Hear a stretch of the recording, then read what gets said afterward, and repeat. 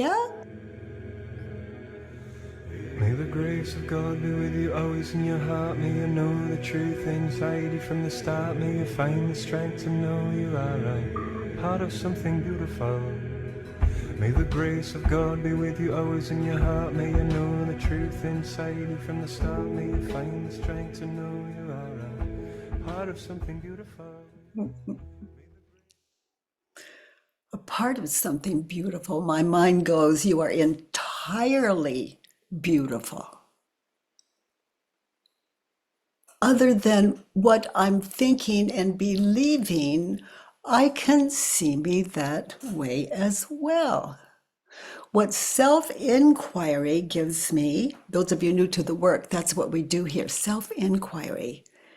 But what self-inquiry gives me is a way of questioning anything that may be fearful, anything that may be, if I'm mean-minded, that's a term for fear-minded. If I am greedy, that's a word, that's a term also for fearful.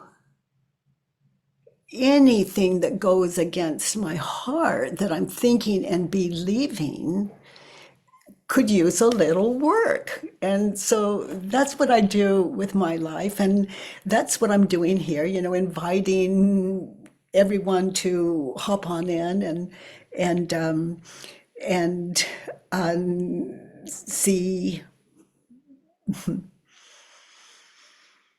have equal opportunity to experience the same.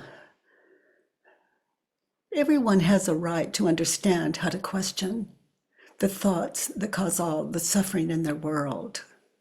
So that's what we do here. Those of you new to the work, we identify the cause of our suffering and we question it.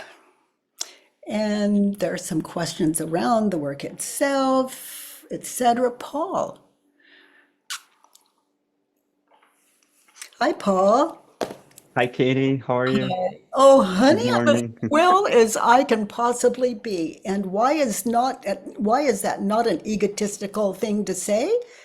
I can say it because other than what we're thinking and believing, every human being in the world, other than that, is sitting in the same experience I speak out of. So, honey, I'm so far so good. Good to see you. I've done something Good to right see in you my too. life. Yeah, and I have a question for you, and it goes like this. You said in an interview, and I think you said it very beautifully, that the mind, it creates a reality and it believes what it believes, and then it sees what it believes. Mhm. And I remember that once I was like meditating on how the universe came to be, and I just had this realization that, oh my God, this makes no sense, and everything is fake and nothing is real. And at that moment, like I felt like my whole family and me and everything was like dying, but it was worse than death. It was like nothing is real. So it was like they and my identity was never real to begin with.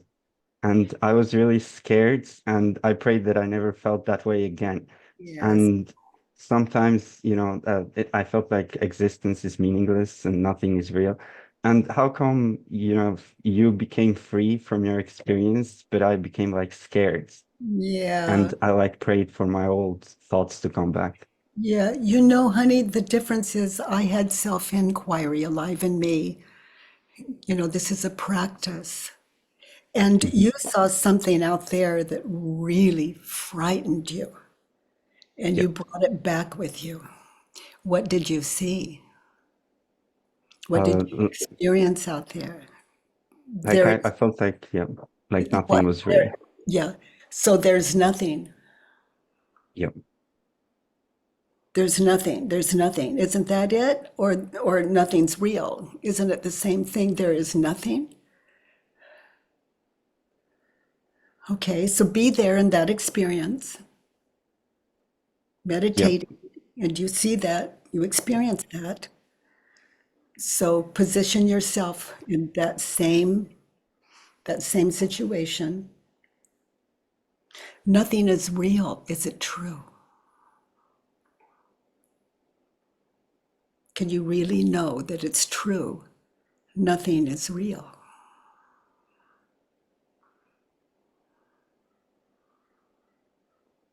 I think so. Yeah. And how do you react in that situation where you're so enlightened and so how do you react when you think the thought, nothing is real? Notice what happens. Terror happens, but there's also something else that happens. There are other things that happen. Notice how you react when you think the thought, nothing is real, and you go into that fear. Nothing is real. Notice how you react when you believe that thought in that deep experience. Yep, I felt disconnected from everything. Like everything was blackness, darkness. Terrifying. Yeah. Nothing is real. Be there now in that nothingness. Nothing is real. Who would you be without the thought, nothing is real, in that place that you describe as darkness? Who would you be without the thought, nothing is real? Now meditate in that. Just be. Notice. Other than what you're thinking and believing, are you okay? Yes. Yeah. Okay, rest there, be there. Nothing is real. Gently. Who would you be without the thought, nothing is real? I'd be either sitting on the couch or just dreaming, I think. Or both. Sitting on the couch, noticing. The couch is holding you. Yeah. There you appear to be. Nothing is real. Turned around, something is real. Now just experience gratitude for the couch that's holding you. That's something. And the air you're breathing, honey, that is something. And the room also.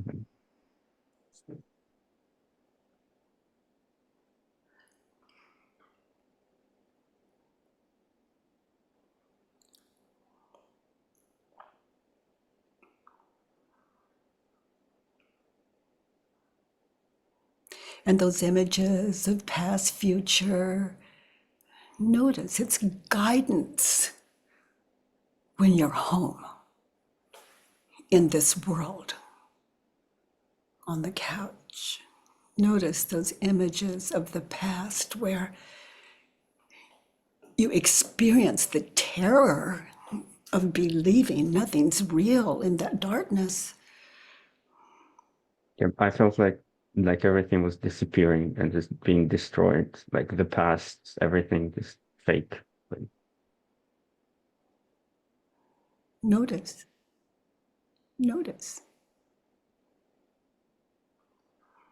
Nothing is real. Everything is real.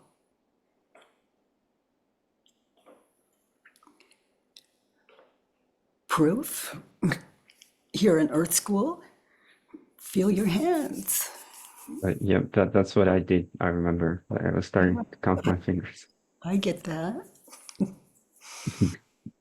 Presence, waking up to this apparent world. The gift of life. Yeah. And what was that darkness? The gift of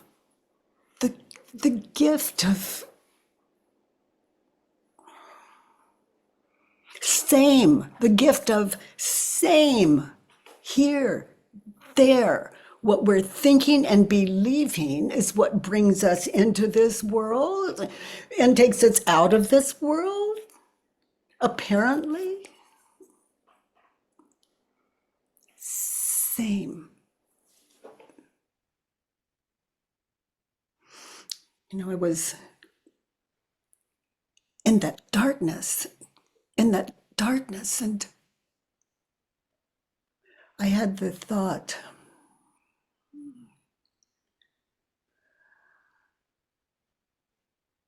this is forever. Yep. And I questioned it silently.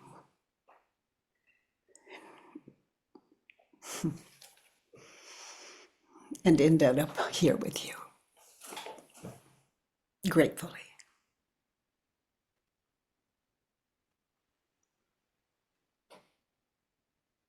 So what I can say is it gives us an appreciation for the gift of this apparent world.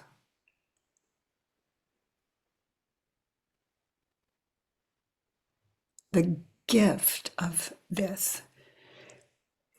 And I just said the gift of this. It's like an old footprint. I'm still out there, Paul. I'm just experiencing a way to the gift of life.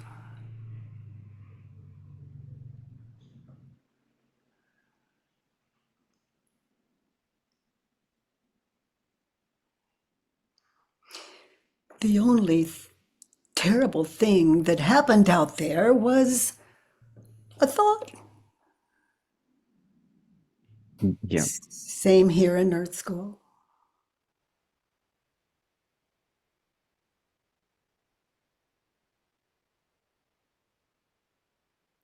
It's so easy for me to say, as I often do, and mean it, life is a gift. Doesn't have to be real. Life is a gift.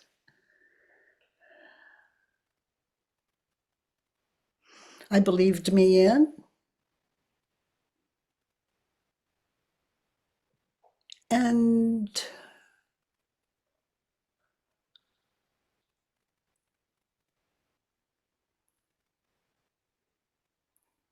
I'm home. And what you saw as nothing and darkness, you believed you back. And you obviously do beautiful inquiry out there in the darkness. And it could be like me, you never come back. I'm being talked, I'm being family, I'm being loved, I'm loving, what a gift. I think.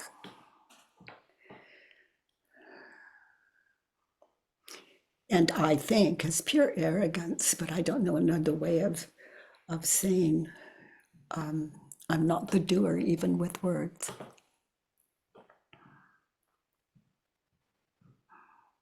But I trust the kindness and the beauty and the gift of this apparent world.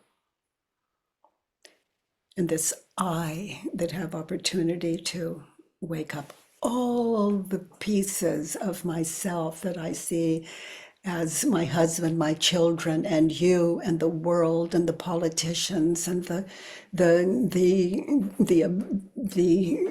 good, the bad, the apparent ugly, all of it. I care about one thing. Do I understand? But what this experience could give you, Paul, as you continue self-inquiry, is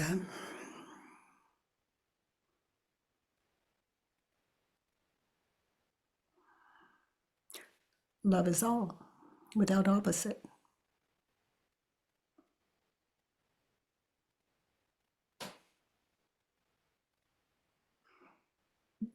apparently dead or apparently alive. Love is all.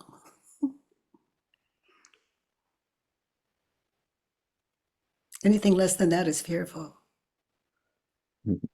Love is home. And, I love that I can bring the experience that you've shared with us, that experience to my world.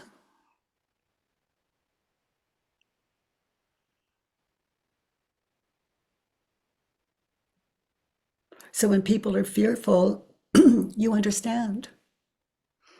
So that's one less fearful person when you're caring for a fearful person rather than two fearful people. Yeah, I'm able to like help them. Oh, yes, you are. Yeah, sure.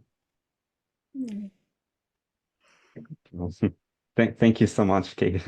You're welcome. I really appreciate it. Yeah, and you. And Thank you. Oh, so Keith, oh boy, let's see. Okay, I was able to pull it up again. It was lost and now it's found. Cece, honey, you have a question? Hi. Hi, Cece. Oh, I just had lower back surgery, so I'm kind of like sore. Oh. No, I did. I get that. I understand that. So I've been trying to fill out a judge your neighbor worksheet, and I'm kind of like stuck. Mhm. So the stressful situation is, and I don't know how this is going to work, but the stressful situation is I've been in a physically abusive relationship. Like, I'm safe. I live by myself, so I'm safe. But I've been in a physically abusive relationship. So the stressful situation is I can't leave this abusive relationship with my partner. And when I try to leave, I go into a depression. So I'm trying to find help with turnarounds to think about that different. Well, turnarounds really aren't helpful if we don't do the 4 questions first. 4 questions are education. And in that Okay. education, when we turn it around, it makes sense. Okay. Whereas without the questions, it's just wishful thinking or it can get, that's the work is 4 questions and turnarounds. So you can't leave the abusive relationship. So Well, anchor in. right. I've tried to leave it, but when I do, I go into a depression like no other, which I'm sure you can understand because of your. Agoraphobia, etc., and all the relationships I've lost as well, which really gives me a great sense of gratitude for this work. Mhm. Did you fill in a Judge Your Neighbor worksheet? I started, yeah. Okay, so what I suggest, because this is a big deal, Yeah. what your inability to leave and that abusive relationship and trying to leave, it brings you depression. So let's there's trying to leave and then there's leaving. I've done both. Okay, so what I suggest in the interest of time Mhm. is that you go to thework.com, you find a certified facilitator Mhm. and ask them to support you to fill in a Judge Your Neighbor worksheet. Okay. Okay? Oh, honey, I love that you are open to that. Mm. It's like the depression piece. That's the toughest part. I think depression is the worst thing on the face of this earth, and I don't wish it upon anybody. Boy, honey, I am there with you. Yeah. So and make a list of what is depressing you. And then when you when you contact the facilitator, and everyone on the helpline now are certified facilitators. And they're Okay. really amazing. And those of you new to the work, it's free. It's free. And it just, if you go in with an open mind and have a judge your neighbor worksheet ready, and there they are. Okay. Oh, honey, thank you. And let us all know how you come out of that, okay? All right. Thanks. Okay, thank you. Oh, honey, depression. Yeah, it's a, it's a, it's a, People end their life over depression. of, yeah, if, and I'm in that situation, recalling it, and without thinking of my children, for better or for worse, probably for worse, I don't know, but I was there for them, and I was not as sane as I would want for them, want their mother to be. But by some grace, the work found me, and as we just sit in with Joe, and I love that you go to the helpline and get help, Okay. and then let us know what you come out with. Okay. Do I go to your website for that? Yes, thework.com. Okay. Yeah. Mm. Mm.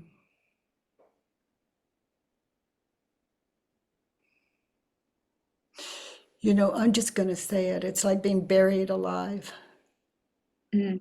with no way out. But there is. And I wouldn't be able to sit here and say that if it weren't so.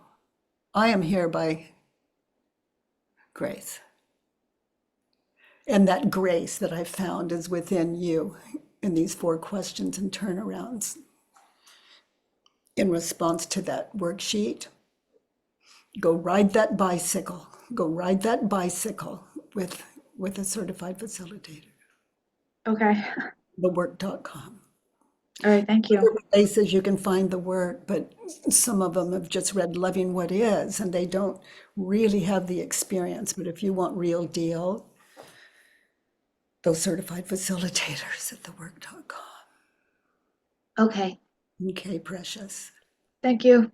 Oh boy, I don't know how many of you are sitting in your own way in this in what I've in the conversation that just happened on depression, but there's a way out, and I'm the living proof, and I'm not alone.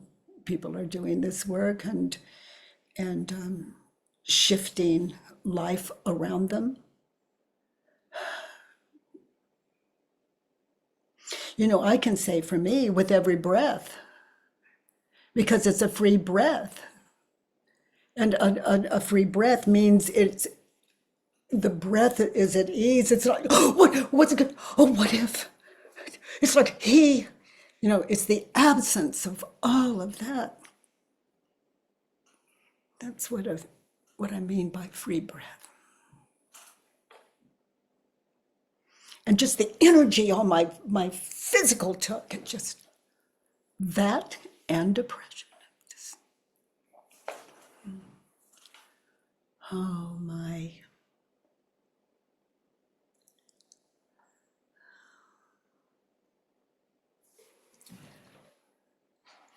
Taye, honey, am I pronouncing your name? Even It's Gucci. so, how do you say your name? Gucci. Gucci. Yeah. Okay, so Gucci, honey, do you have a Judge Your Neighbor worksheet? Yes, I have. Okay, and read number 1 on the Judge Your Neighbor worksheet. Those of you new to the work today, the worksheet is always free on thework.com. You don't have to enroll, sign up, pay anything. You just click, print. That's it. So that's what Gujay has filled in. There's 6 questions on it. So number 1, Gujay. I'm saddened with my father because he hurt me. Okay, and the situation. Okay, so I think I'm 12 years old, something like this. And we are in the car on the highway. My father is driving. My mother is on the passenger side. And I'm in between my sisters. So we're 3 in the back. And we're making a lot of noise. We're teasing each other. We're playing. And I think it's too much noise for my father. So he starts to hit the brakes. And we don't have, seat belts. In that time, we didn't used to use them. So we are being smashed against the seats. And then we continue. We start playing again. We're starting making noise. And then at some point, he brakes really hard. He stops on the safety line. So there's the line where you can stop for emergency lane. And then he comes out of the car and he drags me out of the car, and then he starts to drive off. And then he stops again, and then I run behind the car and I get in again. So Okay. So number 1, my father hurt me. Or would it be as accurate to say, my father left me? yeah, it could be, it's the same, yeah. Yeah. So go back. The car is driving away. He just put you out of the car, it's driving away. And my father left me. Is that it? Or my father hurt me? Which is truer? I mean, my father left me is hurtful, but I mean, which is truer for you? I think it's hurt me because As- he doesn't really left me. He just drives off, but then he stops again. So he's just trying to scare me. So Okay. So your father hurt you. So be there now. He's pulling you out of the car. He gets back in the driver's seat. You can't get back in, and he drives away. He hurt you. And how old are you? 12 years. Okay, so 12-year-old Hugh, your father hurt you. Is it true? Or do you mean your father frightened you? Let's stay with hurt me. Yeah, hurt me. Yeah. Your father hurt you. So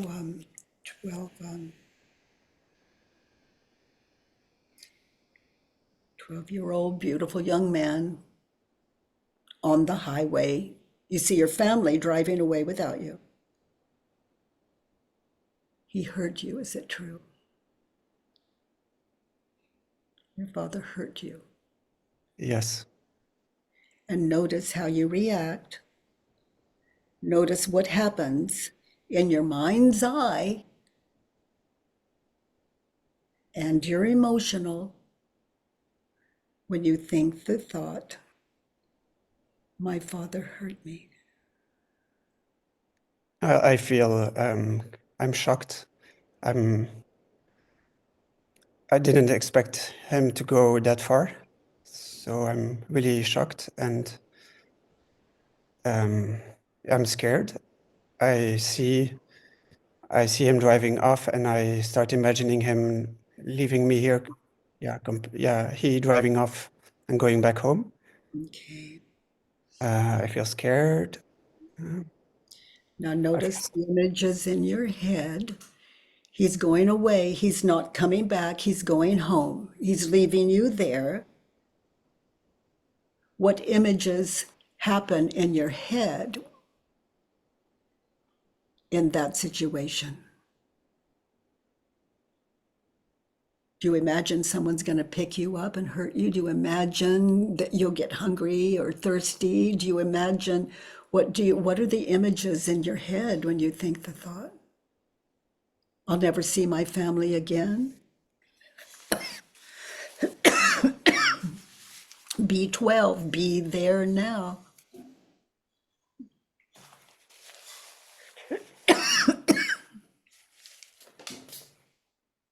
Yeah, I just see images of me being on my own there and not knowing how to go home. And I feel very panicked, actually, not know what to do.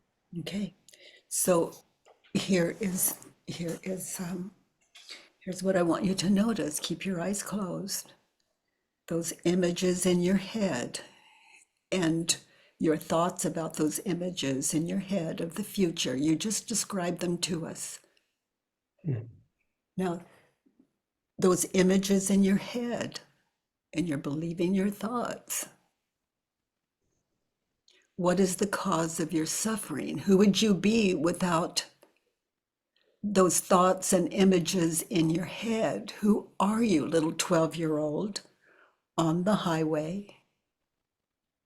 Your father in the distance, not coming back, believing your thoughts, the ones you just shared with us. Who are you without those images and those thoughts in your head? Look around, notice the ground holding you. Other than what you're thinking and believing, are you okay? Look around, check it out, be sure. Other than what you're thinking and believing, are you okay? Yeah, I'm okay. Okay, now be there now.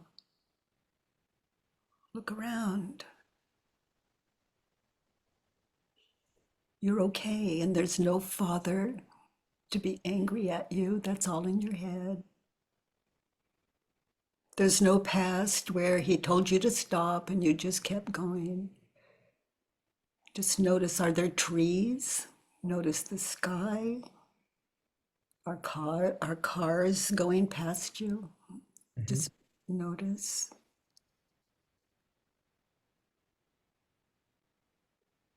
Look at the sky.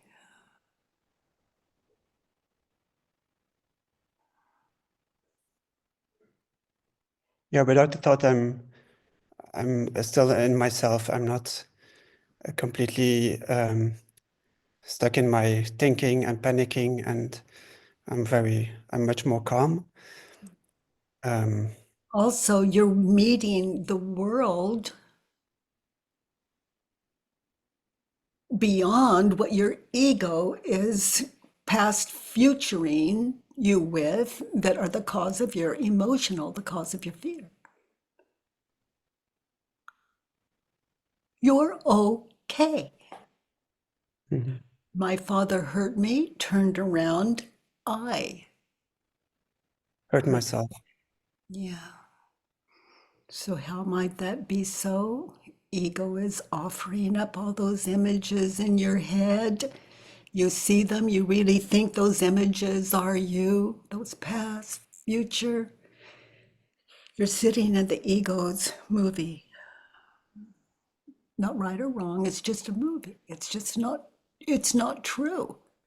There's what you're thinking and believing, and then there's you without your story. Where are you? Where do you have the most ability to give you what you want, which is security,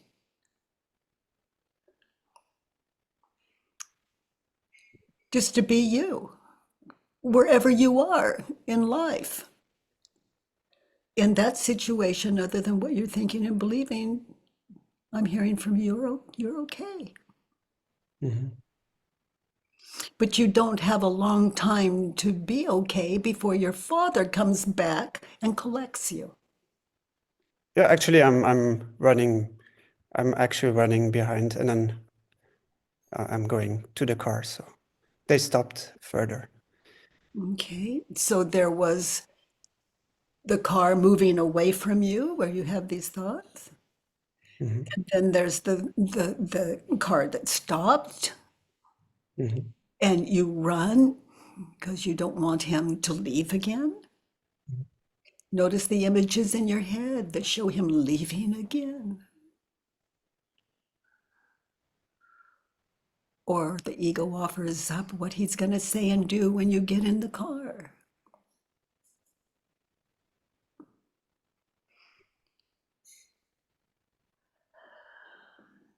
He hurt you.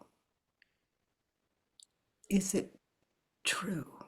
Is all the hurt coming from your thinking and believing, or your father leaving you beside the road?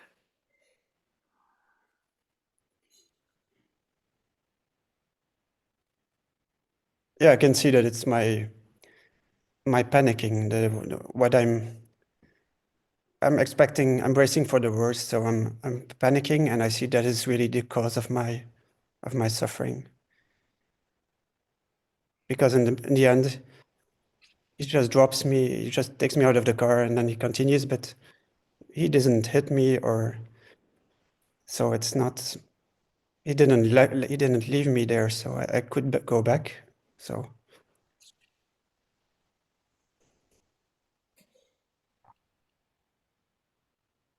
When you're running to the car, when you're standing alone, when he left you, when those images in your head of the future, terrifying. Mhm. Those images of the past, the regret. I shouldn't have. Oh my God, what have I done? He told me to stop. Why didn't I stop? I mean, things like that, just ego on fire. I am this terrified, abused kid on the highway.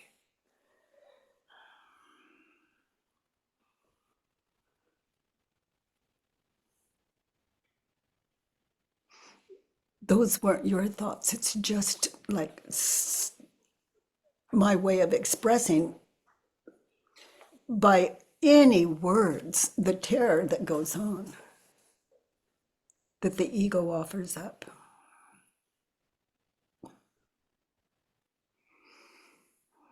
So who are you without those images in your head on the road? Running to the car, getting in the car, look at the sky, run to the car. yeah, without the thought, I can even smile, and I'm looking forward to see my sisters, and And your dad, he warned you. He yeah. said, stop. Yeah, he didn't say it, but he made it clear by braking. He doesn't communicate much, and he just So you knew what he meant when yeah. he's breaking. You know that language. You knew it well. I know. Yeah, I took a we took a risk.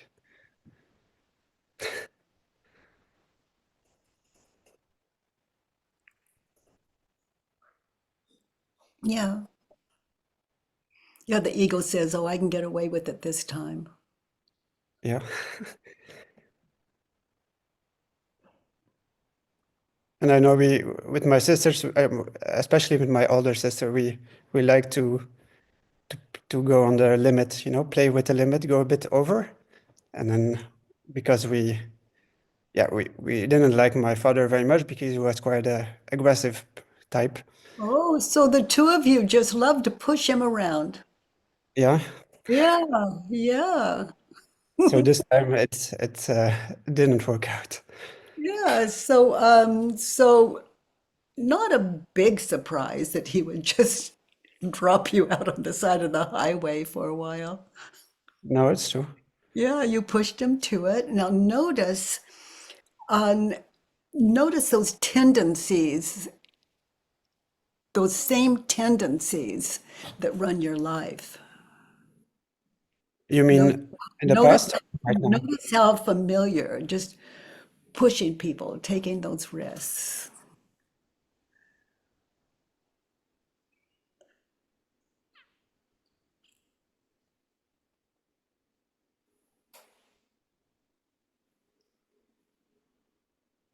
And maybe it's still just your father.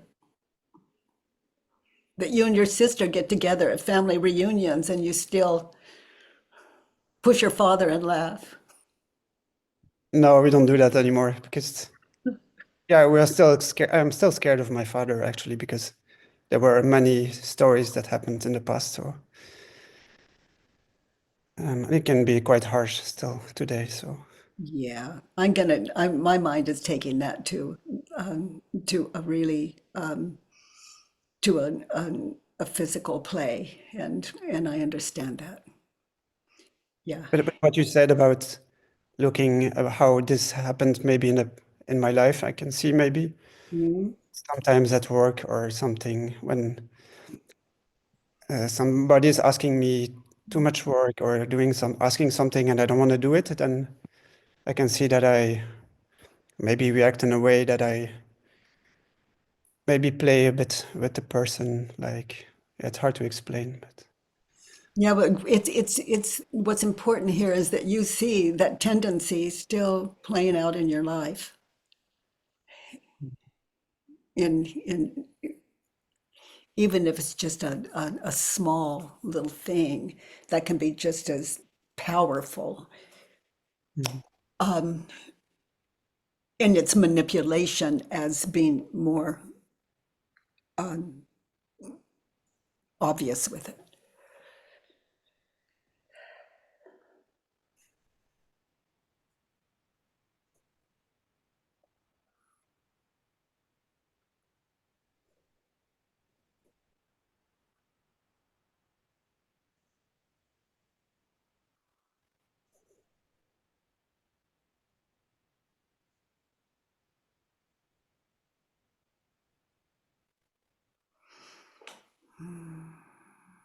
It's it's like a subtle payback, like the way he left you on the side of the road, just a subtle payback. yeah, I can see there's a lot of things that are happening because it's. I know that in that time my father was a bit frustrated that I didn't like him, and at the same time he could be quite violent, and maybe he didn't understand that his violence made that I had a hard time liking him, and so he was very frustrated. And then yeah, I was having all these resentment against him for all the things Yeah. that he. And then At your own expense. It's like you walk up to a dog. There's a big sign there that says, "This dog bites." And so you just poke the dog. yeah, Yeah. so I was trying to have. And wonder why he bites. I was trying also to do some payback because we knew he didn't like the noise. He doesn't like too much noise. So, and he said no. He warned us, and then we continued. It gave us adrenaline. We liked this, and then but somehow we also like to do some little payback, and so yeah. You know how powerful this is.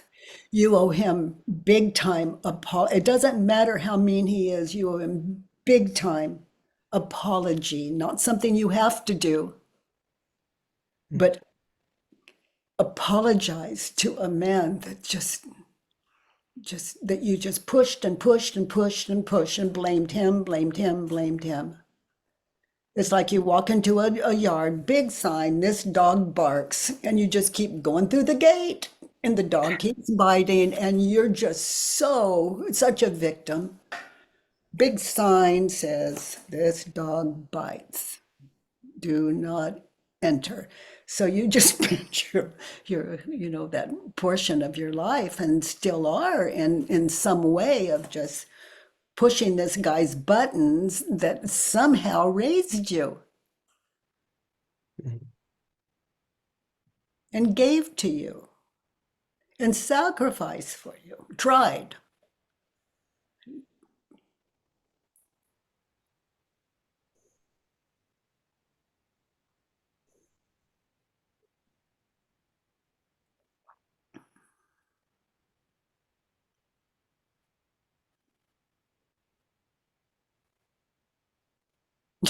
if someone, if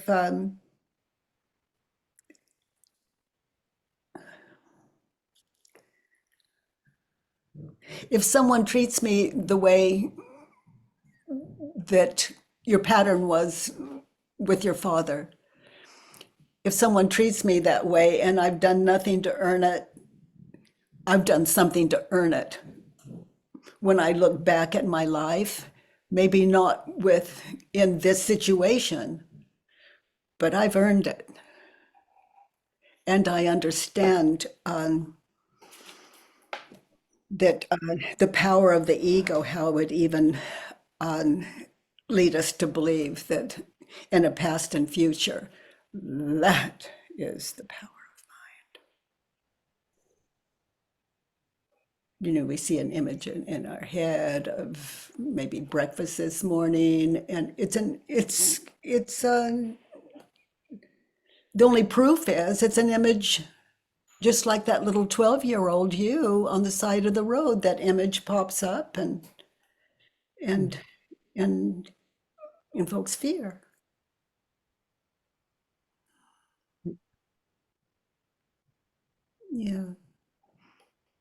Yeah. So I'm sad with my father because he hurt me, turned around. I'm sad with me because I hurt my father in that situation.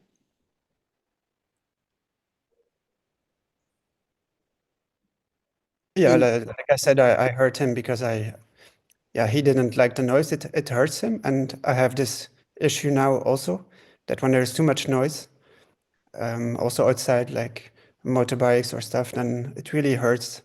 It's too hard. And I think maybe we have the same hearing issue, or I don't know what it is. Yeah. Well, you hurt your father.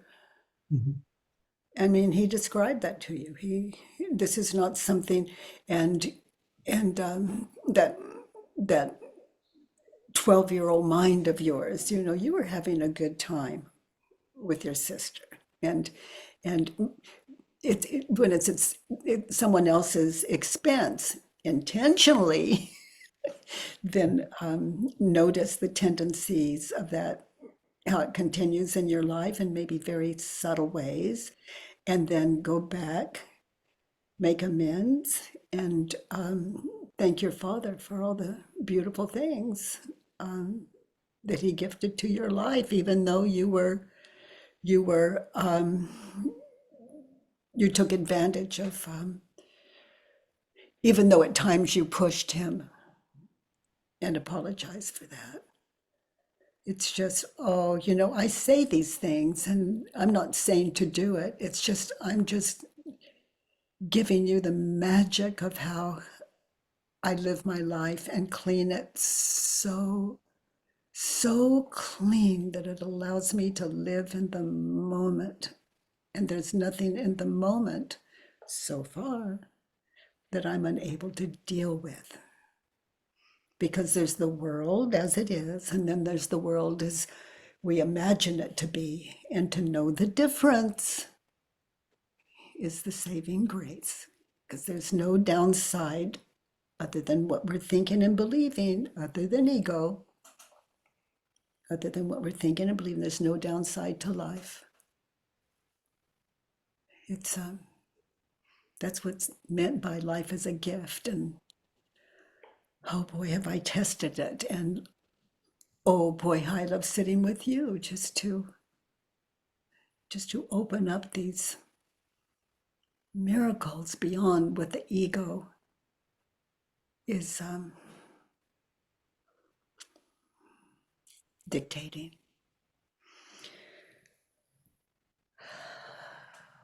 Ego's a state of mind. You think of that 12 years old, that's Earth School. And that little boy, he's your teacher right now as we sit together. Let's look at 2 in that situation. It's dropping you off on the side of the road. What do you want? What do you want your father to think, say, feel, or do? What did you write for number 2 on the worksheet? I want my father to love me. Okay, so you're in the back seat. No, I'm Beside the road? Yeah. You want your father to love you. Little 12-year-old. Is it true? Notice how you push him and think it's funny. You want your father to love you. Is it really true you want him to love you? Could be true. But look how hard that little guy is trying to push his dad into situations where he has to forgive all and love you. You want him to love you. No, it's not true. And notice how you react when you believe the thought in the back seat, when you think the thought, I want him to love me. And you think he doesn't. How do you react when you think the thought, I want him to love me?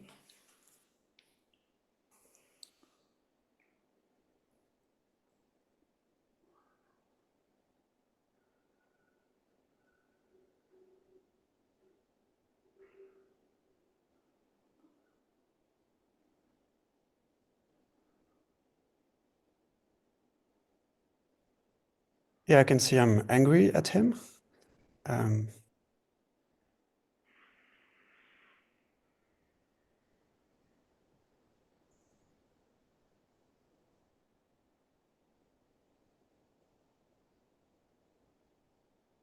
Yeah, I feel distance. I hope you're all doing your work sitting in this and you found your own situation. Like I feel a lot of distance between him and me. Yeah, I feel like a victim. I feel like a very small child, and I expect that everything is given to me.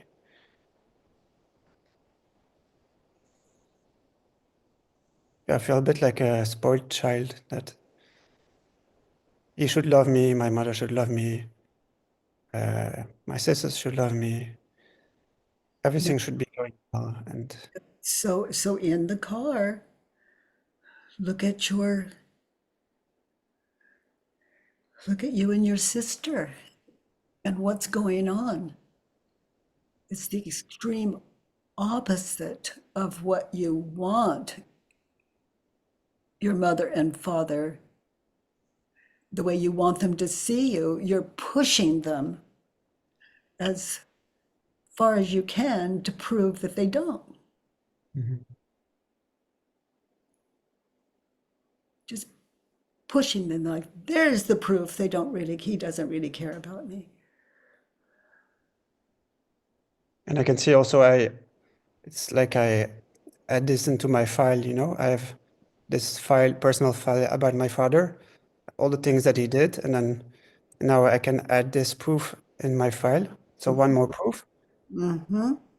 So it's, yeah, like you say, maybe like it's an argument to dislike him, to continue to dislike him. Yeah. And you're in the back seat competing. He's trying to love you and you're trying to push him to prove he doesn't love you. It's a kind of competition. I want him to love me. Okay, be in the back seat. You know what he wants. He asks you not to do it. I want me to love him. Listen to his words. Calm your sister down. Get still. I want me to love me. I want me to love him first, or I want me to love him. Okay. I want me to love me. In fact, Yeah. I would switch. I want me to love me. I want me to love him, because it's difficult to love yourself when you're trying to your best to piss your father off. You can't handle the noise.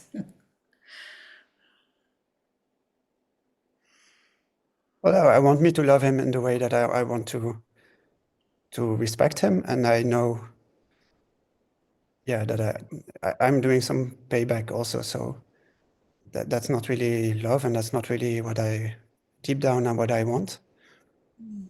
So that's true. Now let's do the difficult thing. I want me to love him. You heard what he wanted. He wanted you not to be so loud. Okay, the noise. I want me to love him. So listen to his words and give him that. And as you give him that, notice how it is giving you that as well, something new. So relax into noiselessness with your sister, the absence of loud,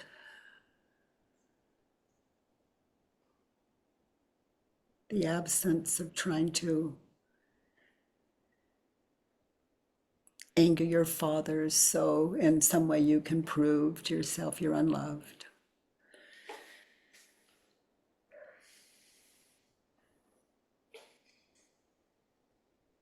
I want him to love me. I want me to love me.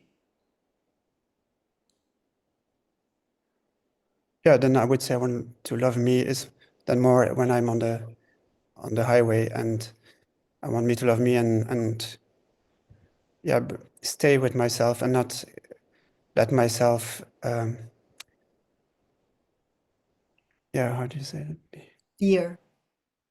Yeah, let myself being in fear and let all these emotions and all these thoughts who are very strong take the lead and Honey, that's so powerful. Oh, that little 12-year-old. I want me to love me.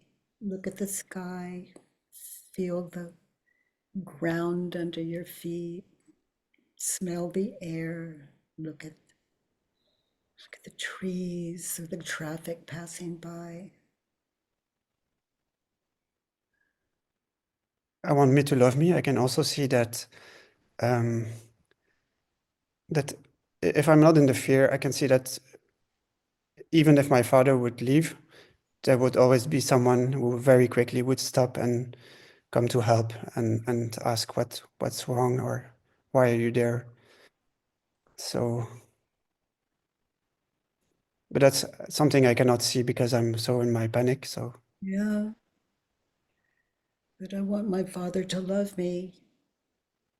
He stopped the car. He went back for you. Mhm. He waited for you. I want him to love me. There it is. You drove him to the maximum, to the point where he dumped you out on the road. He taught me a good lesson that you should be respectful to people. Yeah. Yeah, one way or another, they dump us to the side of the road. That can look many different ways. I want him to love me. He did. He stopped the car, went back for you, waited for you.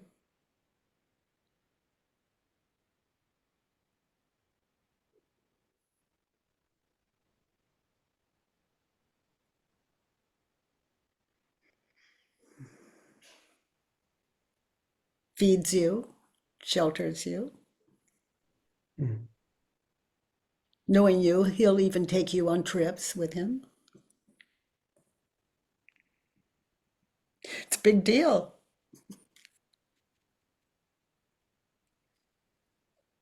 Let's look at 3. In that situation, to get what you want, from your father, from your dad, what advice would you offer him? He shouldn't in that situation. My father shouldn't lose it completely. So he shouldn't lose it completely. Is it true? Check it out. You and your sister going for it. He asked you, no. You guys stop it. Yeah, it's funny that this story, when I'm remembering the story, I completely forget this part. I minimize the part where we're provoking him, and it becomes very small. But now that we are working and looking again, yeah, I can see that. Yeah, I clearly play a major role in this, what's happening. So Well, you know, what I'm looking at in what you just said was the cause of your suffering. You know him. Then the ego acts so shocked that it would put you out on the road.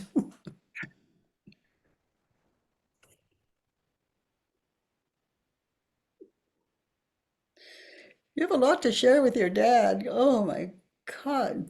Dad, I'm looking at myself, my 12-year-old, and what you put up. I'm just shocked that you even came back and picked me up on the road. You must love me a lot.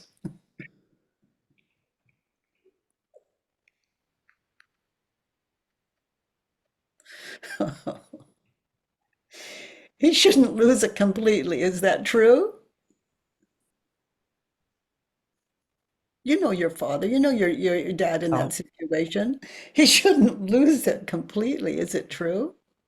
no, it's not true. He lost it. He dumped you on the side of the road.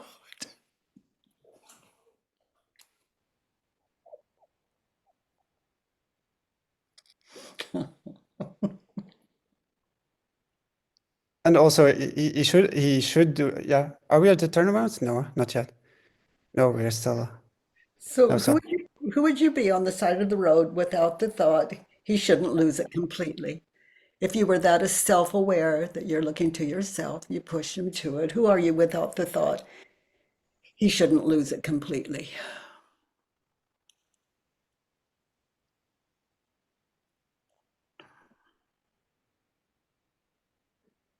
Yeah, now I'm more into a funny. I see it more funny, so I think it's quite funny now. So yeah, without the thought, it just happened, and I'm just running behind the car, and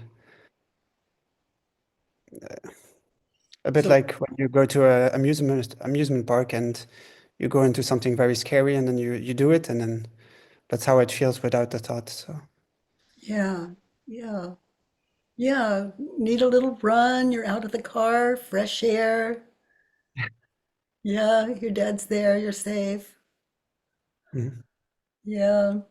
He shouldn't lose it completely. Turned around, he should. He Yeah, shouldn't lose it completely. He warned you and warned you. yeah, yeah, and like you say, I know him. I know how he can react. He can be very violent, and it's not absolutely not new. So I know this, and so why should he be doing it differently? Because he always acts like this. So, and it's also, I think it's his way of communicating. I think he has also his own issues, and he has a lot of frustration. He's not somebody who talks about his emotions a lot. So I think when it boils, it's boiling inside, and he has no choice but to communicate in this way. Yeah, yeah, yeah, yeah. Mm. Nothing that little 12-year-old didn't know.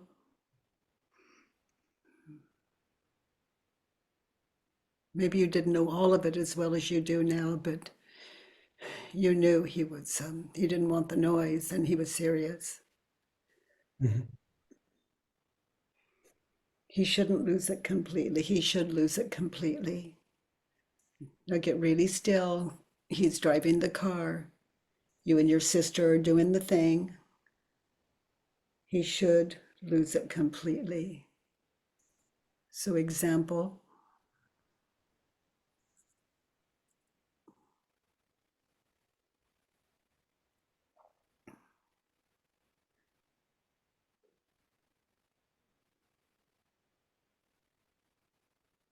Well, but I think maybe it's maybe the only way sometimes that I get taught a lesson. I can notice other examples in the past when I was this age, that it was only when the person get really, very angry at me that I started to question myself. Otherwise, I wouldn't.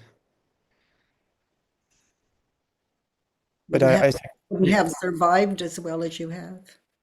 And I can see I've not been able to question myself until now because I always kept myself in the victim role and always using this example to put him into a bad picture.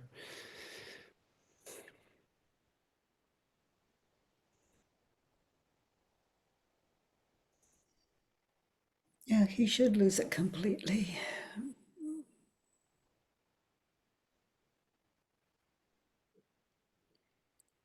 He shouldn't lose it completely. I'm out on the road, 12 years old. Look around, get still. I shouldn't lose it completely. Now just notice the gift of just being with the sky and the traffic. Yeah, I shouldn't let myself be overwhelmed by my emotions and my stressful thoughts and the panic. And because the ego's pictures of past, future. You want a little fear and terror, it'll offer up a future. You want a little shame and guilt, it'll throw a past into it. And it'll use characters in your mind's eye that you think that's you, and you think that's your dad, and you think that's your sister, and you think that's your mom. But no one can see people in the present. We see them only in the past or future sequences in our head. Even now, right here, right now, it's now past.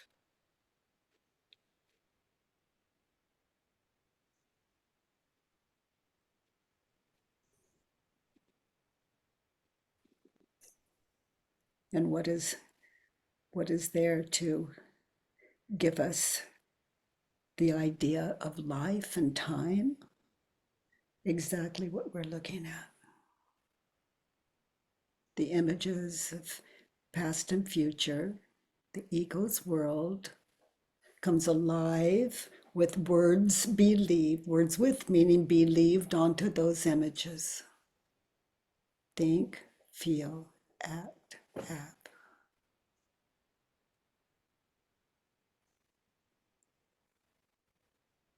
Think are all the images. Feel are the emotional you experience in those images of past, future, in this situation, that little 12-year-old. Act, notice how you acted in that terror. I mean, you even, it's fear. Wow, on a scale from 1 to 10, what was it? 10 being the most fear. And then think, feel, act, have, and what you have is terrified little 12-year-old who can't look to himself at that age. Earth school. He's just learning. So, with the help of your father, let's look at 4. Okay. In that situation, to be happy in that situation. I need my father to admit he did something wrong. Your father did something wrong. Is it true? Notice your behavior. Notice his warnings. He did something wrong. No. Now, the world would say yes. You don't drop a 12-year-old kid on the side of the road. The world would say yes, but you have insight into your father, into the situation, into your own actions. And knowing that, To be happy, you need him to admit he did something wrong. Is it true?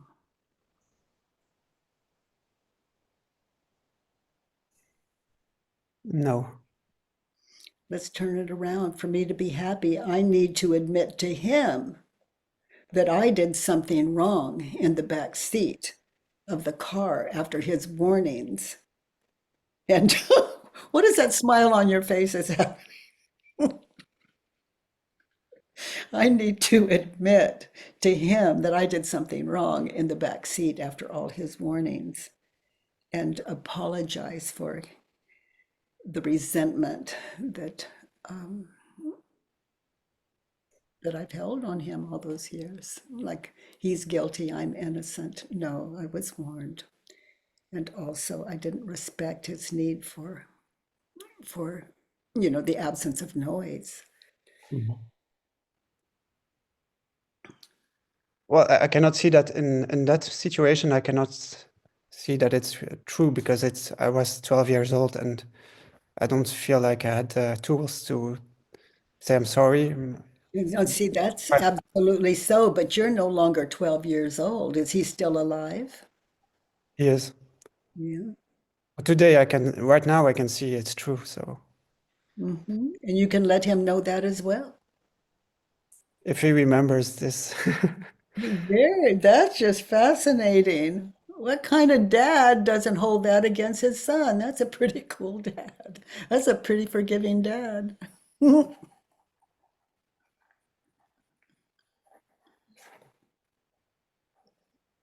Yeah, so sometimes I already try to talk when he is in a good mood or something. We already try to talk about things that happened, and sometimes he just doesn't remember.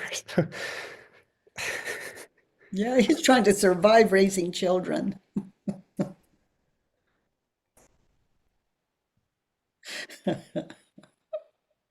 He's a strong dad. I need me to admit to myself that I did something wrong to my father intentionally.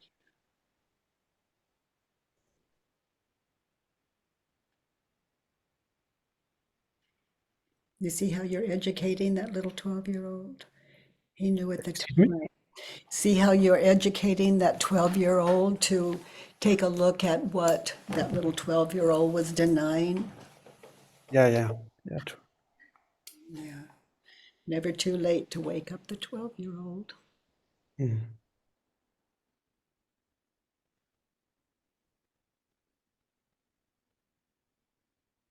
Yeah, and also that I how do you say that? I kept remembering this thing and using this against him. So like I said, I have this file about him. So I did also something wrong after by keeping resentment towards him. Yeah, he punished you for what? 5 minutes, 7 minutes, 10 minutes out on the Yeah. road. And you've been punishing him all your 12-year-old and beyond, Yeah. and even earlier. Yes. So you're accusing him of what you are guilty of yourself. And innocent, your ego justifies all of it.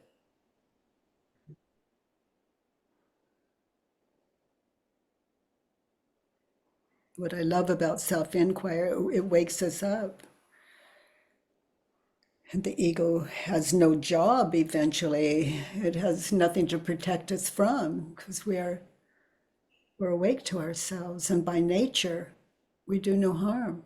By nature, even though others could perceive our lives as harmful in some way, you're living, or I can say, I'm living what I myself consider kind. That's just by nature, without saying this is kindness, it's not. I can do that.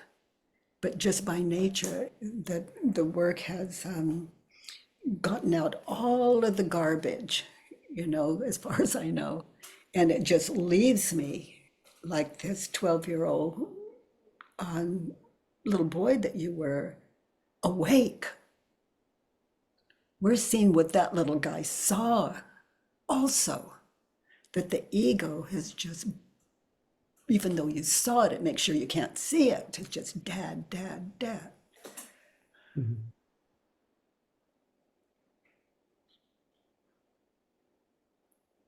Let's look at 5 in that situation. My father is a madman. He is insane. He is dangerous. And he is brutal. In that situation, he's putting you out on the road. He is dangerous. Is it true?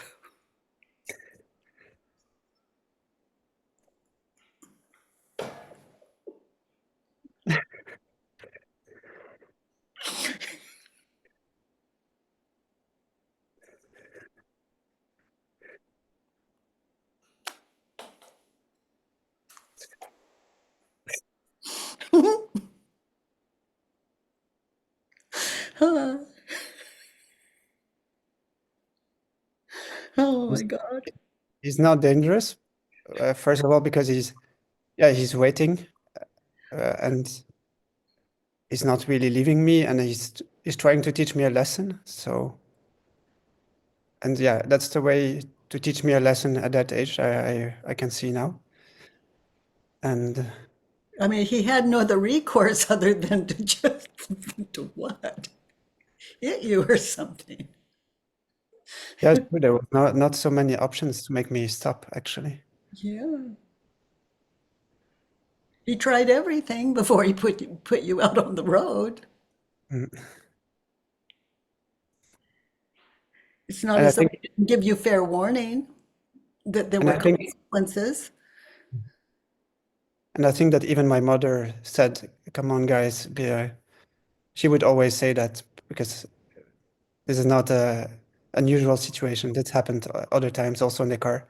So she would say, "Come on, guys, stop it." She would be the communication, the voice of the communication. So she would warn us also. Mm-hmm. So Yeah, warn us that your dad is an honest man when he says, be quiet, or there's consequences.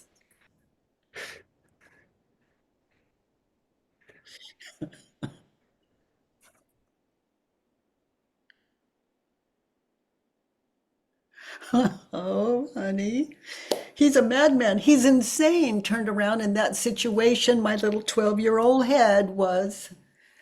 but maybe also I see that I'm dangerous in a way that I played with fire with him. So Wow. I'm dangerous. And I can see that also in other parts of my life. I can see sometimes I do not measure the risk always very well.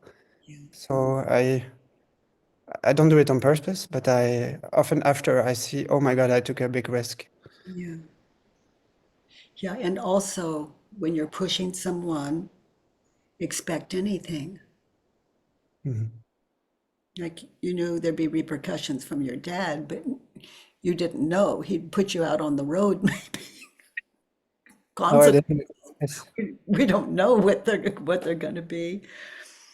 So he's insane, turned around. I'm insane in the back seat, knowing there's going to be consequences. Just how far are we pushing him? I'm insane to push my father who becomes violent. Yeah, and then blaming him afterwards. Yeah. Punishing him and then wondering why he acts so insane. Yeah. There's no way, no path to you for him.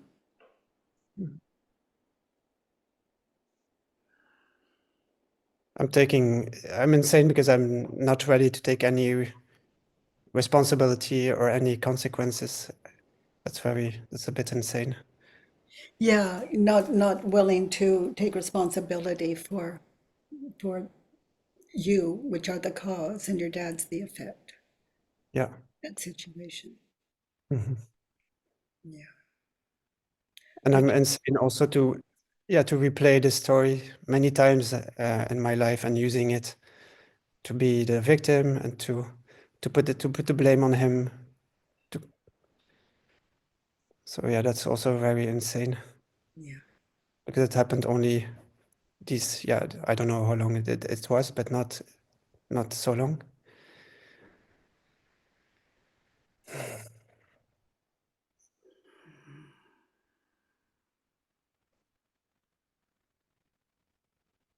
Yeah, with a mind like yours, when we look at what you were thinking and believing, when you look at that, a mind like yours, there's no way into you for your dad.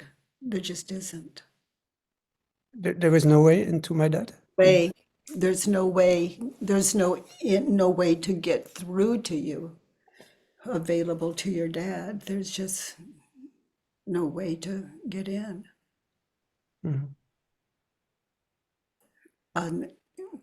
Into his good graces, because you're just holding these grudges against him without and then punishing, and then on our deathbed, our last words are, "It's all his fault," but it doesn't have to be that way. We can in a situation like that, we can just rest in peace. That's what this work gives us. Peace of mind, which is peace for me is a word for intelligence.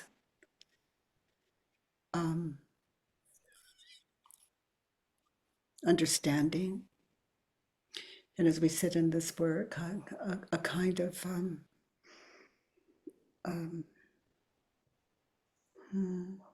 self-love, to be so open and honest as I experience you to be, honey.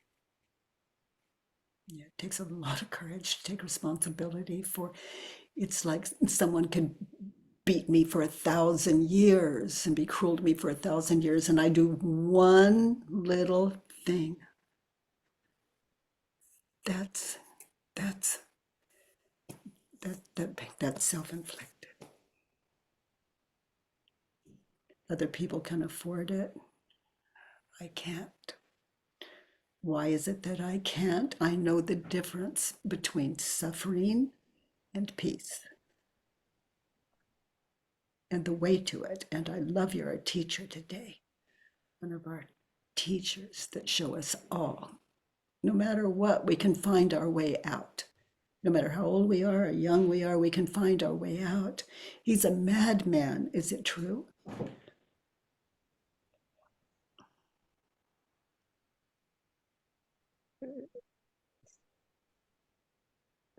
In some way he is, but he is also a mad teacher, a strong teacher, yeah, by teaching me a lesson, yeah.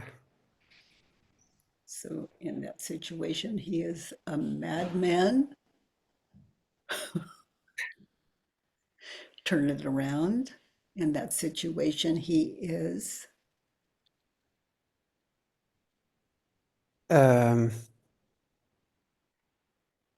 yeah, he's a kind father. He's a kind teacher. Yeah, I have one. Would you like to hear it? sure. He's a madman. Turn around. He's doing his best, considering that you are beyond. There's no way for him to get to you. Mhm. No way to deal with you in the back seat. You just keep pushing, no matter what he says or asks for. Turned around. He's a madman. Turned around. I'm a mad young boy, 12 years old, and really into winning and losing. It's like your attempt to be the head of the family. You're the boss. He's the student. You're the winner. He's the loser. That kind of the ego is a strong competitor. It competes with life to appear as life, and it can never win the trip. Ego is a state of mind, not body. And we're sure looking at that. He's dangerous. Is it true? We did this one, right? Okay. Dangerous? I He's, think. he's brutal. Is it Brutal. true?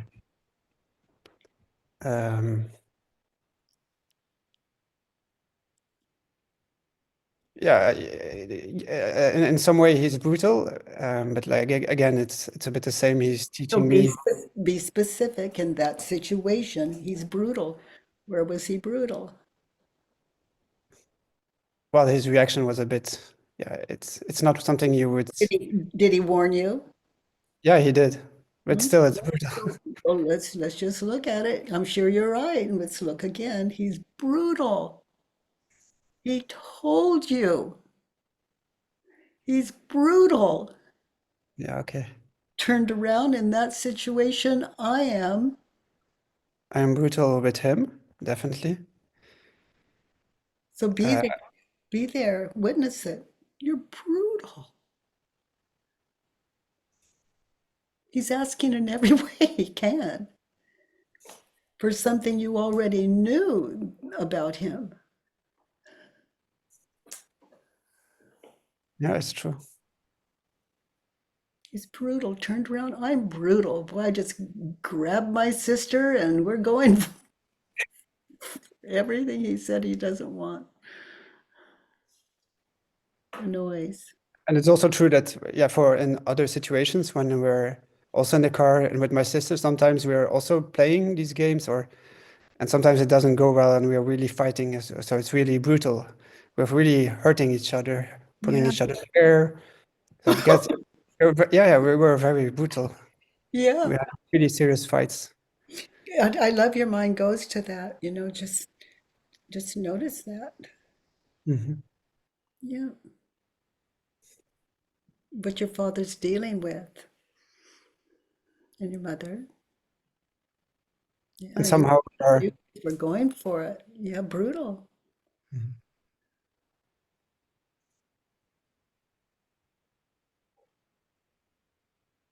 Wow, so you were trying to win with your father and win with your sister. You're one competitive guy. There's got to be another way, and there is. Oh. He's dangerous. Turned around in that situation, I am. I am dangerous.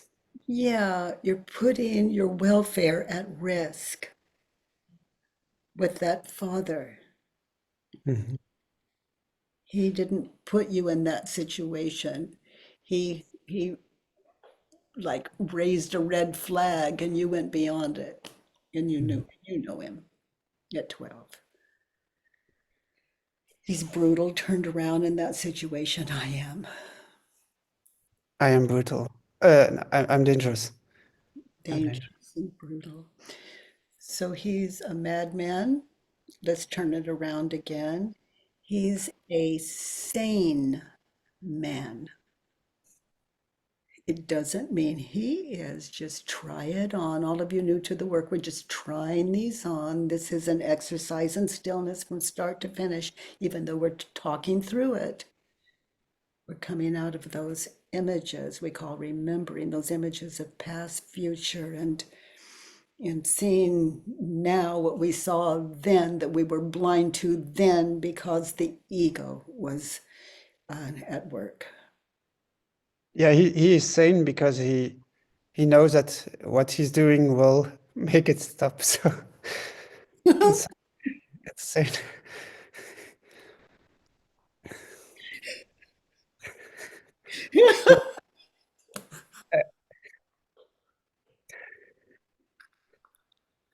It's like I can see asking your mother, are you sure we have to let him in? Can't we call a relative to come pick him up or something?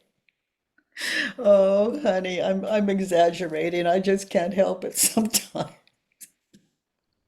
And I can also see that, for example, in the past, when we had this kind of situation, and yeah, my mother would also get involved sometimes, and she would start pinching. She would go with her hand So we would see this hand coming, and we would all try to put the other one. So it would not be me, but my sister, and she would pinch. But he knew that this would not. We would still keep fighting, and this was not enough actually. So he knew that he had to do something more. Yeah. Yeah. So you pushed him, your mother tried to take care of it, and then he just had to step in because it wasn't working. Yeah. Oh, in that situation, he's a madman turned around. I'm a mad 12-year-old. Mhm. Yeah. Yeah. Well, I didn't take him seriously. I knew how he would react. Yeah, how he could react, and yeah. Yeah, madman, you were a mad 12-year-old. You were pushing your dad. Mhm. Yeah.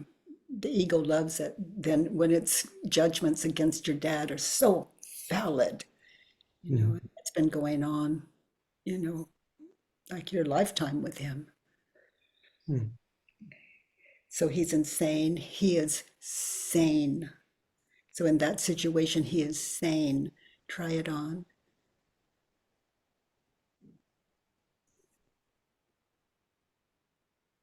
Yeah, he used the language that is the best to get to me and to make me understand something that otherwise I would not understand.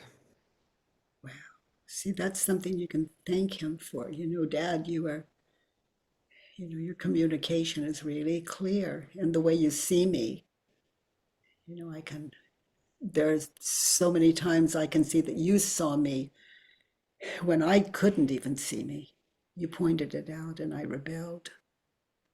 And I'm sincerely sorry for that. The next time you see me doing that or being competitive, please, point it out to me. But boy, I wouldn't say that last one, sweetie, until you really mean it. Because those people, those perceived enemies, they see us more clearly than we see us. They're great teachers in our life. They can be. So he was brutal, turned around in that situation. I am brutal. And egging your sister on. Yeah, actually, I'm also taking a risk with my sister because it went well. It was a good game, but it could have been gone wrong, and then we would be fighting and hurting each other. And then one of us would be start crying, and then the whole story would start. So I'm brutal with what could happen with my sister and with my father. And I'm brutal with myself by scaring myself when I'm on the highway Yeah. and still using it today. That's Yeah. very brutal. Yeah. And it's also brutal towards him because I'm still using it against him. Although I know he's doing his best to try to improve our relationship. I think you've just taken from where I'm sitting, you've just taken a giant leap into how to begin communication with him and to begin to bring things to mind where you were brutal toward him or felt unkind toward him, admit it, apologize, and start over. Thank him for his patience with me, with you. And all these words, you don't have to use mine, they'll all come to you. It's all here in the worksheet. All these, when we question the thoughts on our worksheet, we turn them around. They make sense to us because we're anchored specifically. And there are some people who just fill in a worksheet, just turn it around, and they can't see what you've given us today because they've skipped steps. They've skipped 4 of those questions, which is what the work is. So judge your parents, write it down, ask more questions and turn it around. This clean work you've done today. And it's from where I sit, just so powerful. It's something that, I put my oldest son out on the highway because he would not stop poking his brother and sister. He was the oldest. And at some point, I told him, I said, honey, you need I think you need to get out and get some fresh air. And I'm going to put you out of the car if you don't. And I'm going to leave you and wait for you. Maybe a run will help you stop torturing your brother and sister. And he just kept on, and I'd put him out on the road, and he would get close to the car, and I'd pull it up again. That poor dude. So you can see, I don't think I've ever worked with any of you that I can't find something like that in my life, in my mothering. It's just, oh my God, brutal. And I don't even think he held a grudge or even remembers, but he's going to be home for Thanksgiving. And I'm going to ask him, and thank you for that. And I'll be able to apologize and just tell him I was just too insane to understand how to listen, how to just stop and listen and understand. And he's now, the kids are taking care of me, and so they could well put me out on the road sometime. But like your little 12-year-old, I'd enjoy the sky and the smells and the traffic and the trees if they're there. And there's a whole world to discover there. If you never come back for me, there's a whole world to understand from where I am. And I love that so much. Okay, so my thoughts about my dad were mad, insane, dangerous, and brutal as a 12-year-old left out on the highway.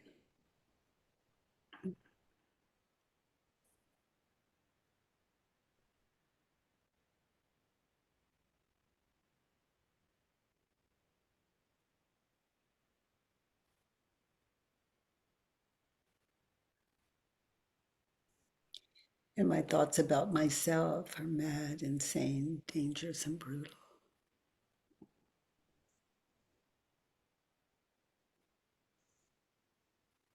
And those of you, what thoughts? Oh, the ones on the worksheet. Those thoughts are the cause of our suffering. 1 through 6 on that Judge Your Neighbor worksheet. Sweetie, let's look at 6. Oh, wait, let's look back at your dad. He's a madman. What is the opposite of a madman? A patient man? Yeah, why not? My dad is patient in that situation. Try it Yeah. on.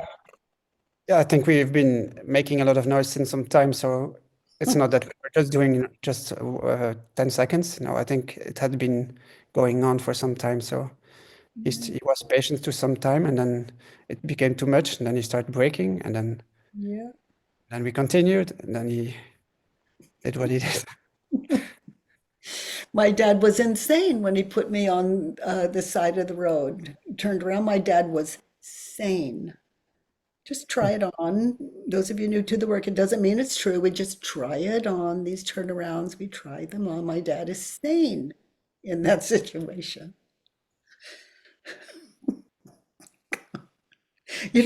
All of you, I don't call this the work for nothing. It's like, oh no, but he put me out on the road. Okay.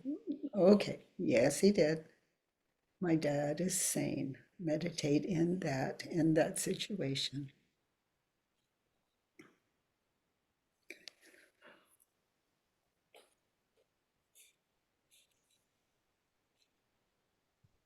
Yeah, I think he's sane in a way also that he's doing what he thinks is right in that moment, what will help him, and I don't think he has much choice because it's also very impulsive. So in that sense, it's quite sane to follow up. Yeah, Dad is sane.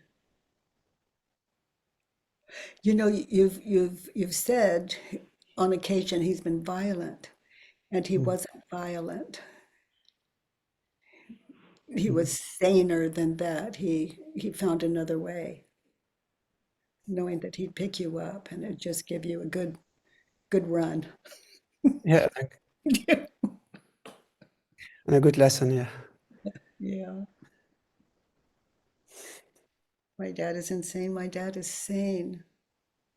It kept him from being physical with you.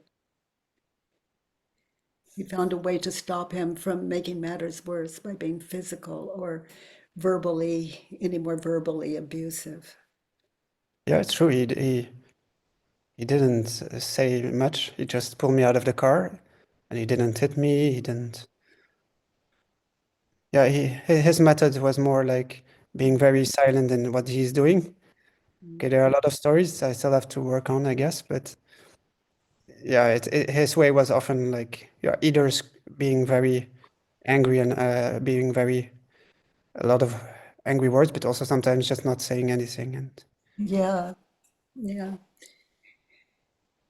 And and as you're talking, as I recall with my oldest son, he said he wanted to get out of the car.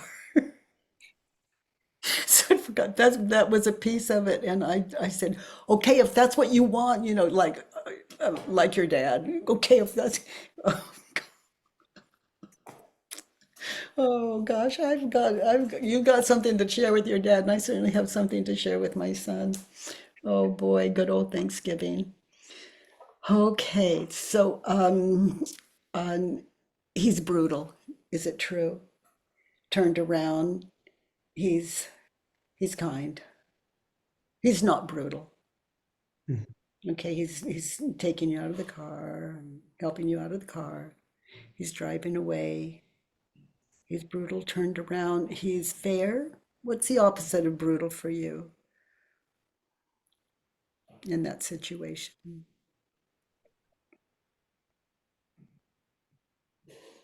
yeah, he's sweet. Can you say that? Sweet? Oh, sure. Wow, that's a big deal to share with him.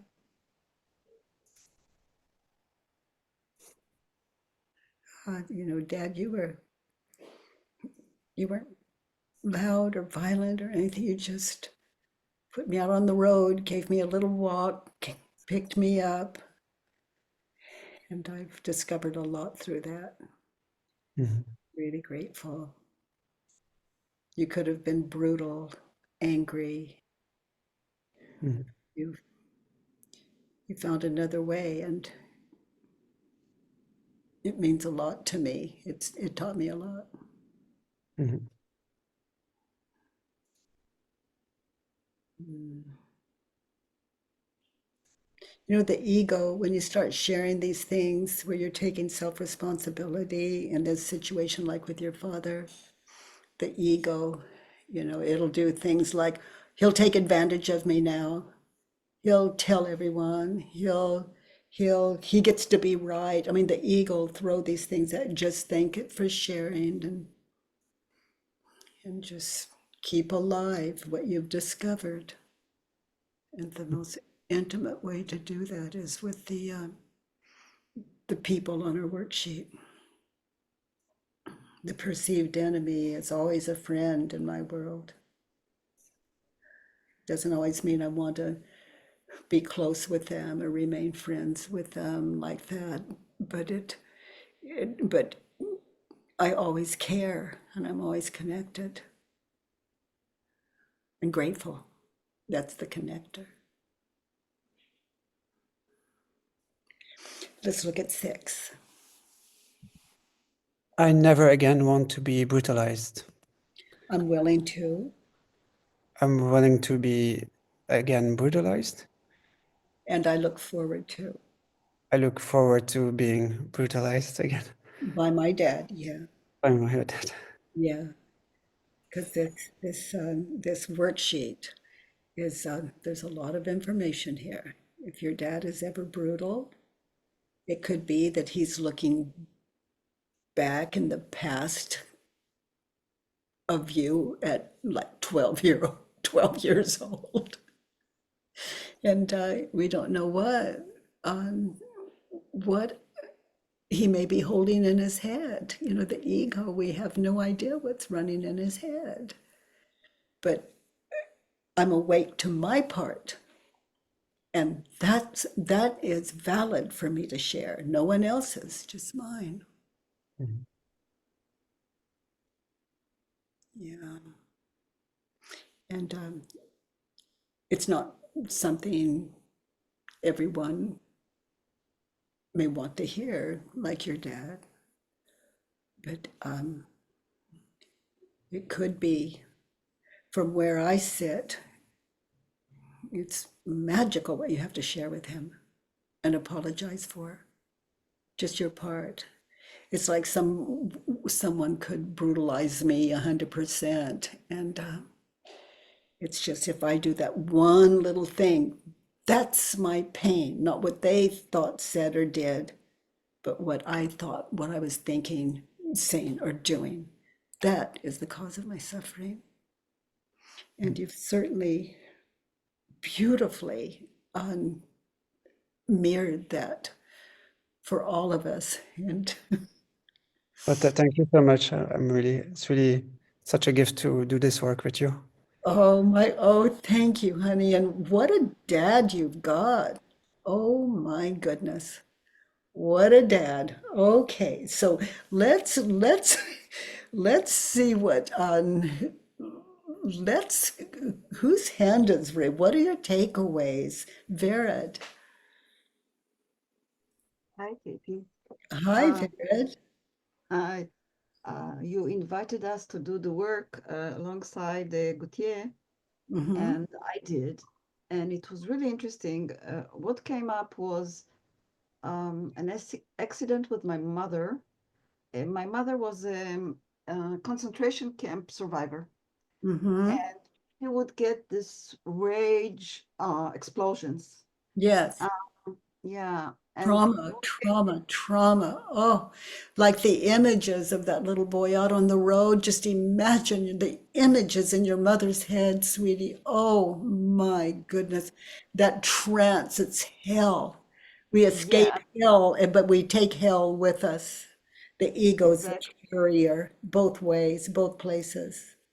I think it's some kind of assimilating the violence, like violence becomes part of you. Like when you live in such a violent environment as a young, she was 16. I think it's like you kind of absorb it and release it. There's something there. It's like, Yeah. so she had those attacks, and one of them was, I was young, I don't remember what age. They're What I panic. remember, Would you say they're panic attacks? no, Rage.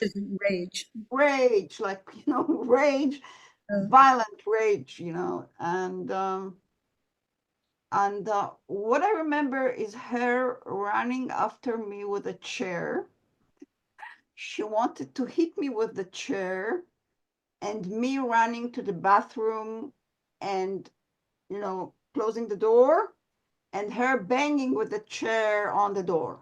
yeah. Okay. Yeah. Now, what was for me interesting to look at and listening to Gautier was like he had this opportunity to first understand what happened before, and then to have this whole scenario in his head, like I'm abandoned, I'm like Okay, so Vera, go to the place where your mother is banging on the bathroom door and you're in there locked in, trying to save yourself. Okay, now go back just prior to her attack. What is that situation? exactly. What is interesting for me is that there was immediate danger, and I was running from danger. And then I thought the mind was, there was no thinking. There was like action, And this is like what is interesting for me, that Well, you the ego stops and you run. exactly. exactly. And this is, and I didn't came out from the experience as a victim. This is also interesting. It's like, because there is this You know, you live, saw an image of the bathroom and right, a way to lock it, and you ran. I mean, it was there. It's and you made it. exactly. And it's, I And think your mom, you know, just meditate in it. And just before she had the anger attack or the fearful attack or the attack, notice, is it how many people were in the room? Was there anyone there other than the two of you? What did you say or do? Just get still. Just get still. Maybe nothing. But if you get really still, there may be something there. yeah, because I remember it. You see, it's like it's there. So if it's there, then yeah. But I think there it's interesting, like how the ego works. I think when there is like a real danger, I don't think it has time to start playing. You know what I mean? It's like, I think that this is The ego stops. It can't project a future. exactly. That's like terror. So absolutely correct in that. That that that is Yeah. it's it's yeah. Yeah, and also like they speak about trauma and they say that if the danger is real and you act, then something is released there, and then the trauma. There is a whole theory around this whole thing. Yeah, yeah, a lot of theories. And I trust sitting in self-inquiry beyond theory. I am the authority, the only one that knows my life and the way I've gotten through it in any given situation. If I get still enough, I can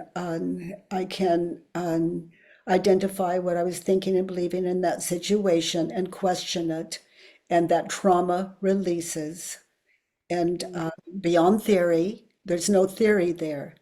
It requires a very open mind and, a fearless state of mind because Yeah. it's the death of the ego and it Yeah. understands that. But there's something more powerful than ego, and that is what is true. In other words, reality. Thank you, Vered. Yeah. Karen, Just honey, one I need to move to Karen, okay? Karen?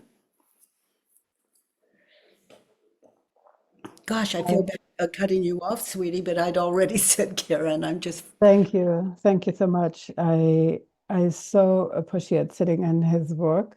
It took me to age 6 when my mother took me to a hospital because of a very severe stage of appendicitis. I had to stay 3 weeks and they couldn't come visit. So when the image was born, I'm bad. She wants to get rid of me. There's something wrong with me. That turn, the ego turned it even, it's not just on her, on myself, was putting myself in dangerous situations, crazy situations. And it's just grace that this form is still here. So I got very much in touch with that, how that first belief was created when I oh, was 6. It was sweet. amazing. I'm grateful, so grateful for knowing that. I've seen it before, but it's always very good to see it again and again and again because it still acts sometimes as me. Yeah, it can still affect you. Yeah. And That I also want to say, hero is there again. yeah. And I also want to say that when you say he couldn't, your father couldn't get through you, that is such a balm for the heart. It's amazing because then she couldn't get through me, my mother, and I couldn't even get through. I couldn't get to me myself, and I feel so much love when I hear you say that because it's kind of like self-forgiving in a way that Yes, I was so tranced, or we were so tranced. honey. Oh, that little precious, that little precious honey. I love you're going back for her. Oh, that's so sweet. That's so sweet. Oh, Oh, and she can live in your heart the way you lived. That little 6-year-old, lived in your mother's heart. Oh, trying to save that little pumpkin's life. Oh boy. Oh, Karen, honey. Oh gosh. Elena, honey, your takeaways from this beautiful work today. Hi, Katie. Can you hear me? I can. Thank you so much. I was in two situations parallel. My father coming up behind me when I was about 12 and punching me in the head, and a similar thing with my son's father from behind as well. And I just saw how, thanks to this, it's something that I've been working on with the work. That passive aggressive comment, that comment that just a second before it happened. Yes. And what I'm seeing is in that victim, it's like, especially with my son's father, so many times I could have helped him, in being not like, that passive, that kind of role of like expecting, well, I know you're going to react this way and I'm just going to, I feel so much forgiveness right now. So thank you so much. And one thought was coming up at the beginning when you were doing it. I was like, Byron Katie thinks it's okay for parents to be abusive. Yeah, and I was like, oh, that's a worksheet. And then just go away and never come back. But they don't hang in for the rest of it, because this can really be what we do here together. You can really be taken out of context. And I'm in, and those of you that hang in, I love your hanging in, because what we learn here about ourselves is so precious. And oh, honey, yeah.